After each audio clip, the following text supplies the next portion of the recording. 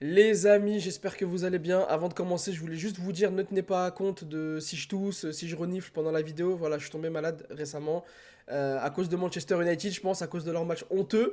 Donc, avant d'aller plus loin, je tenais à vous le dire, mais ça me tenait quand même à cœur de faire cette vidéo de preview contre Crystal Palace parce que c'est un match qui me fait peur, les gars. Je vous le dis, qui me fait peur. On va voir tout ça ensemble.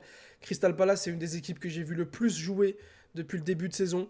Et honnêtement, je suis pas du tout confiant. Mais avant d'aller plus loin, je te laisse t'abonner, liker, partager comme d'habitude. Merci pour la force, les frères. Donc ouais, 13h dimanche, Crystal Palace Manchester United à Selhurst Park. Donc un match à l'extérieur à Crystal Palace. Les gars, quand je vous dis que je suis pas du tout confiant déjà, sur les 5 derniers matchs, c'est 3 défaites, une victoire, un nul contre Crystal Palace. Donc c'est pas une équipe qui nous réussit. Aussi, je suis pas confiant parce que Manchester United, ce qu'ils nous ont montré contre Everton à domicile, c'est tout simplement honteux et je vois pas cette équipe rebondir comme ça contre une équipe très très très solide, très très très bien huilée. À l'extérieur en plus, je vois pas Manchester United proposer un meilleur visage que ça, je vous avoue. Cette équipe de Crystal Palace me fait peur, tout simplement parce que c'est la même, enfin c'est ce que Ruben Amorim veut mettre en place, mais en mieux, avec des joueurs qui sont meilleurs aux postes les plus importants pour faire fonctionner cette formation de 3-4-2-1. Là, on peut voir déjà, ouais, c'est la même composition que Glasner utilise. Alors, je vous vois venir, peut-être, j'anticipe déjà certains dire, on a Caramno, Oliver Glasner, etc. Non, les gars, si lui il réussit à Crystal Palace, ça ne veut pas dire qu'il réussira à Manchester United, ça ne veut pas dire qu'il réussira dans le contexte et la pression de Manchester United. Il y a beaucoup de coachs comme ça qui réussissent des bonnes choses dans un club, on va dire, moins sous pression. Et dès qu'ils passent de l'autre côté, c'est plus compliqué. Je pense récemment avec le coach de Tottenham, Thomas Frank, ce qu'il a mis en place à Brentford, ça fonctionne pas spécialement aussi à Tottenham. Bref, parenthèse fermée. Mais Crystal Palace, c'est une équipe qui me fait peur déjà de par son style, de par les statistiques aussi, on va voir tout ça en détail. Mais quand je dis qu'ils ont des joueurs clés super forts aux postes les plus importants pour évoluer dans un 3-4, dans un 3-4-2-1, pardon, c'est qu'ils ont un double pivot Wharton Kamada qui fonctionne très bien, surtout grâce à Wharton. Après Baleba, après Anderson, troisième casting ce week-end avec Wharton. Ils ont des pistons de très très grande qualité, surtout Munoz sur son côté droit, qui est un joueur que j'aurais rêvé voir à Manchester United. Honnêtement, bon, il est plus très jeune, je crois qu'il a la trentaine à peu près. J'aurais aimé le voir à Manchester United parce que vraiment c'est le piston par excellence.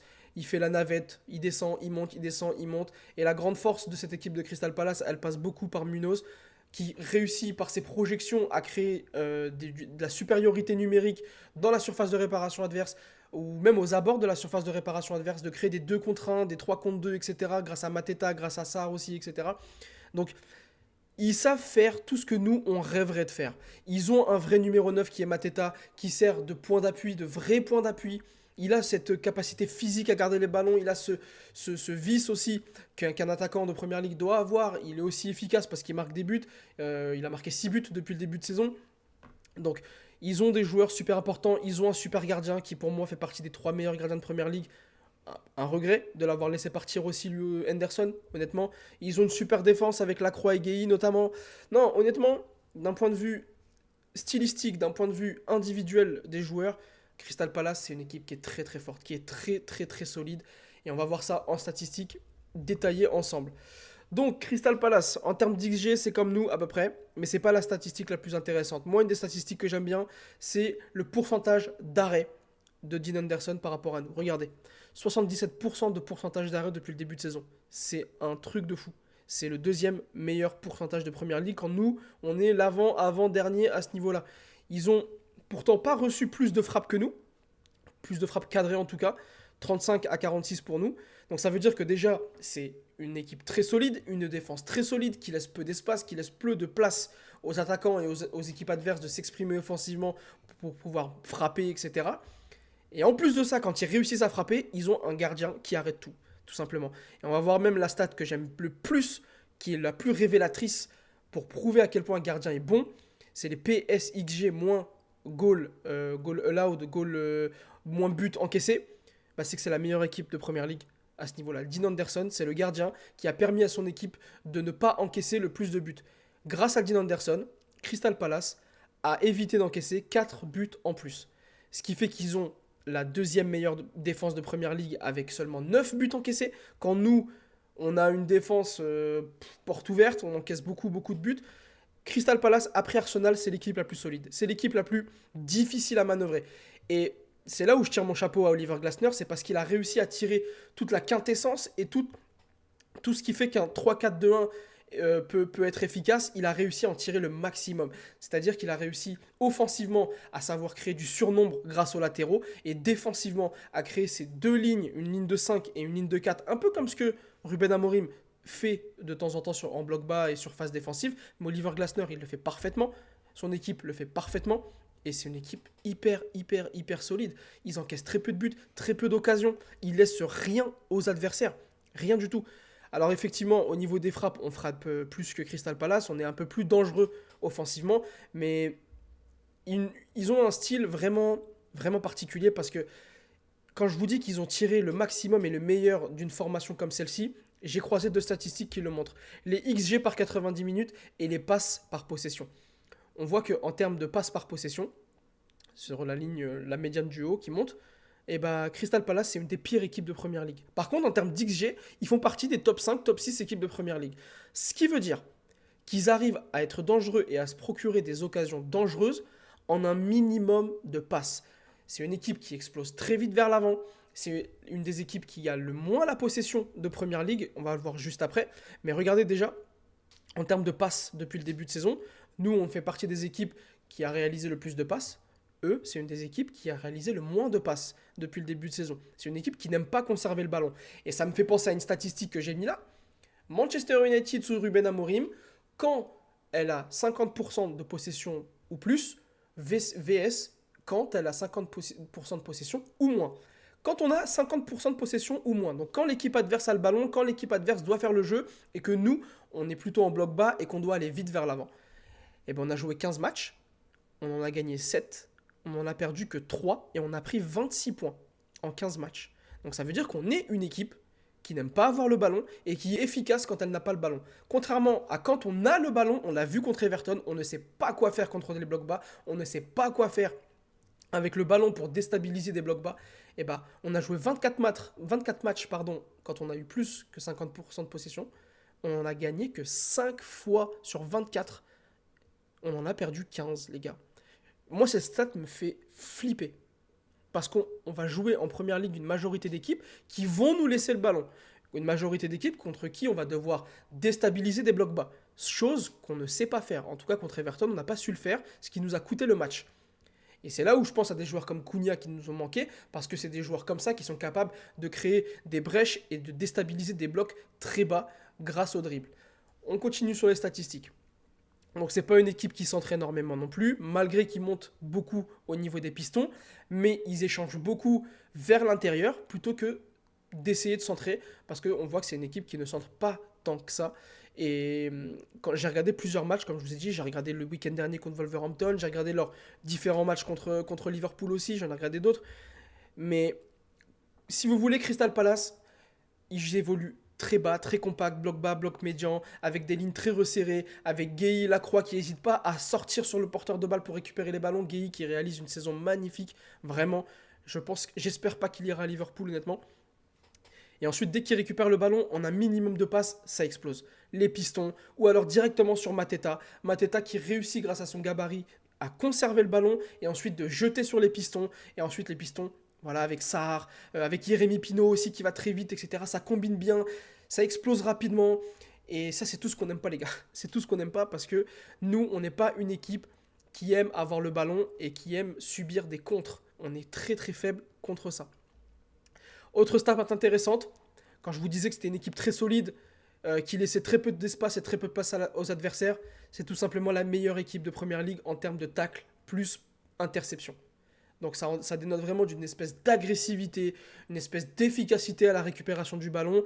Et aujourd'hui, nous, contre des équipes comme ça, on a vu, notamment contre Everton, justement, on a vu qu'on avait du mal à répondre dans le défi physique et dans l'agressivité. C'est pour ça que je vous dis, je suis pas confiant, parce que Crystal Palace, c'est le revers de la pièce. Enfin, si vous voulez, nous, on prend une pièce, on est la face. Crystal Palace, c'est pile. Ça veut dire que ils ont toutes les armes pour nous pour nous exploser, les gars. Je vais pas parler autrement. Ils ont toutes les armes pour nous exploser. Et je vais vous montrer, moi, la statistique qui m'effraie, c'est la possession. Ils sont avant-dernier, ils sont à égalité avec Brentford. Et on a vu ce que ça a donné contre Brentford, les gars. On a vu ce que ça a donné contre Brentford. Ils aiment pas avoir le ballon comme nous, sauf que eux, ils savent le laisser. Ils ont su gagner une science là-dedans. Et nous, du coup, on va devoir faire le jeu contre eux, ce qu'on ne sait pas faire. Ils vont exploser rapidement contre nous. Ils vont créer de la supériorité numérique sur nos côtés, donc nos points faibles. Ils ont un milieu de terrain qui est très très efficace avec un Adam Wharton qui réalise un début de saison plutôt intéressant. Je vous dis les gars, quand je vous dis que je suis pas confiant, je suis vraiment vraiment pas confiant et les statistiques vont dans ce sens. Donc là, je vous ai montré les passes par possession et les XG par 90 minutes. Donc comme je vous le rappelle, hein, c'est une équipe qui réussit à se procurer des occasions en un minimum de passes. Contrairement à une équipe comme Manchester City, Liverpool, Chelsea, Arsenal, qui sont des équipes, eux, qui se procurent des occasions, mais avec une phase de préparation intense. Crystal Palace, pas du tout. Ils explosent, ils t'ouvrent sur les côtés, et ils ont un Mateta qui déménage tout simplement les défenses adverses. Hein. Tout simplement. Donc en termes de compo, voilà ce que je vous propose.